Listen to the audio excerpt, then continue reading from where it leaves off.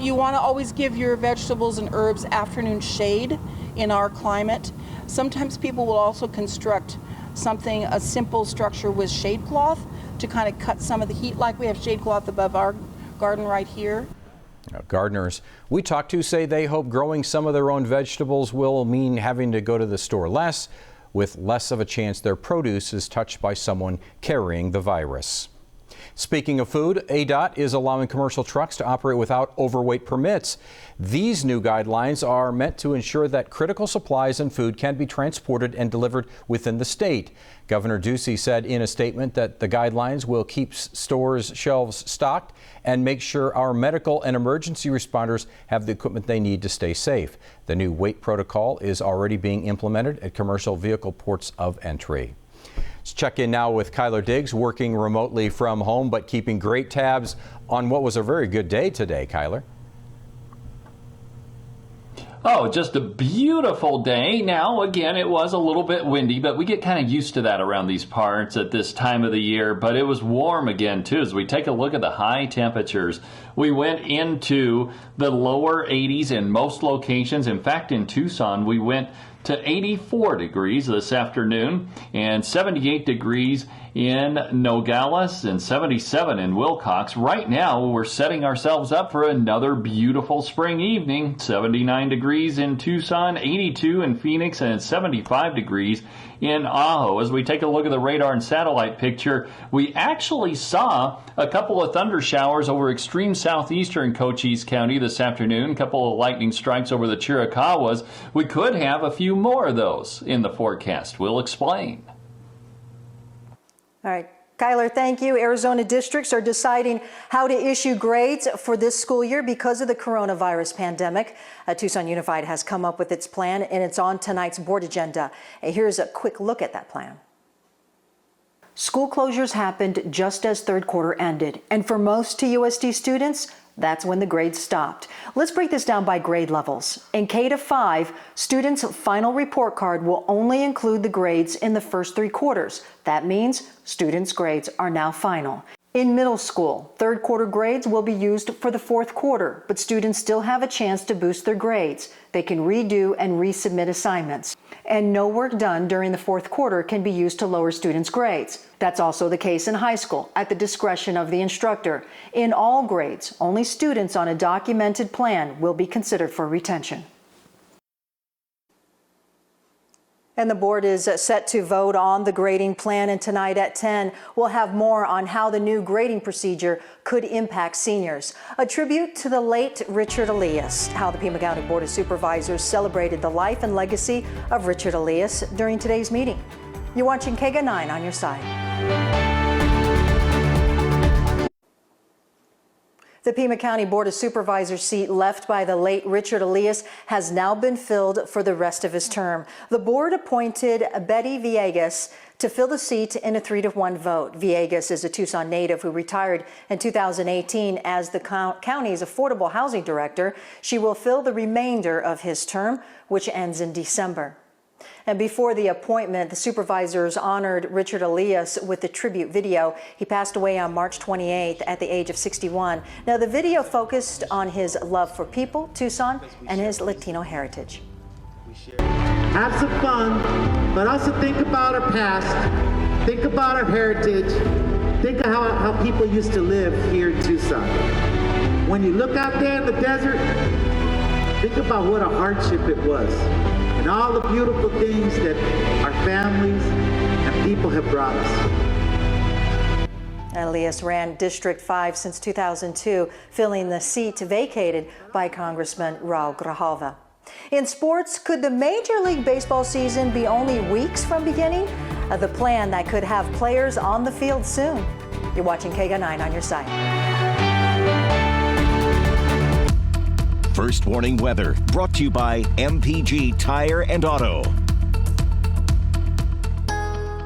It was another beautiful spring day across southeastern Arizona. Now, we did have some wind, and that wind is indication that we've got some changes on the way. Let's take a look outside. Got a couple of views for you here. One looking to the west, over the Tucson mountains as that sun gets a little bit lower in the sky, setting behind the Tucson mountains. And then another one looking to the south towards the Santa Rita Mountains, where we have also seen a few cumulus clouds this afternoon. Actually saw a couple of thunderstorms try and pop up across southeastern Cochise County. Other than that, it's been a pretty quiet day outside of the breezy conditions, and it was warm. 84 degrees for the high in Tucson this afternoon at the airport. 54 is where we got started early this morning. 80 and 50 are the averages on this date, and look at that record high, 99 degrees back in 1989, and sunset occurring at 6:48 this evening. So the high temperatures across southern Arizona, again, we were in the 70s across Cochise County, 78 degrees in Nogales, 80s to the west of Tucson, a little bit cooler in Yuma, 79 degrees, and currently at the Tucson International Airport, looking at some pretty dry air, 33 degrees on the dew point with 19% humidity, and there's that southwest wind at 16 miles an hour. It'll settle down tonight, but then be right back with us early tomorrow. As we go through the evening, mostly clear skies, and that's good news because we've got a supermoon tonight. Yes, indeed. This is the second of 3 in a row for this year. This is the largest supermoon of the year, and it's called the pink moon in April. That's what we call the full moon, and that's because of some of the pink ground phlox. We don't see much of that flower around southern Arizona, but in other portions of the country we do, and the full moon actually occurs at 7:35, and it should be pretty easy to see tonight, and you'll notice it's going to be pretty bright out tonight as well. Temperatures across the southwest looking at 50s and 60s in the higher elevations, 70s and 80s in the lower elevations, but it's definitely cooler across southern California, and that's where we see some rain continuing there in association with the low pressure system that will be scooting across the southwest for tomorrow and into the end of the week, and that's going to bring those changes to southeastern Arizona, where we'll see the gusty wind tomorrow afternoon, and also much cooler temperatures arrive.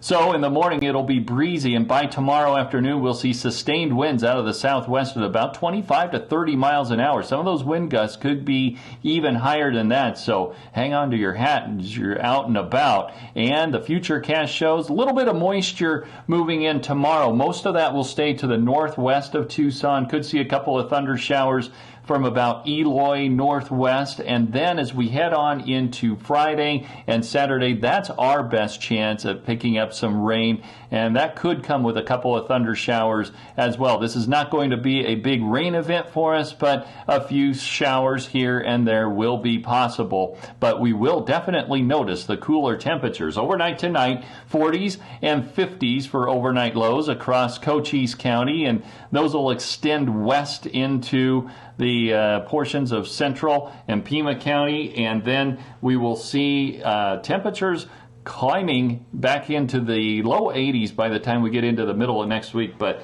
a dip in temperatures into the 70s as we head into the end of the week. We'll try and get that 7-day up for you here a little bit later. Now, K-Gun 9 on your side sports. The coronavirus has meant game over for sports with every major game or event on hold, but there is a new report that Major League Baseball could start the season as early as May here in Arizona. Sports Director Jason Barr has more on this creative plan. It's been nearly 1 month since spring training was shut down, delaying the start of the baseball season.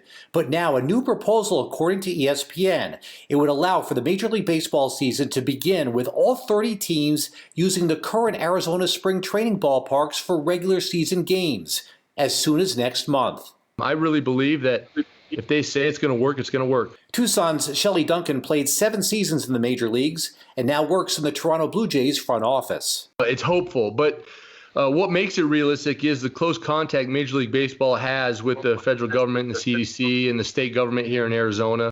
The plan would involve the teams temporarily relocating to Phoenix, sequestered in hotels.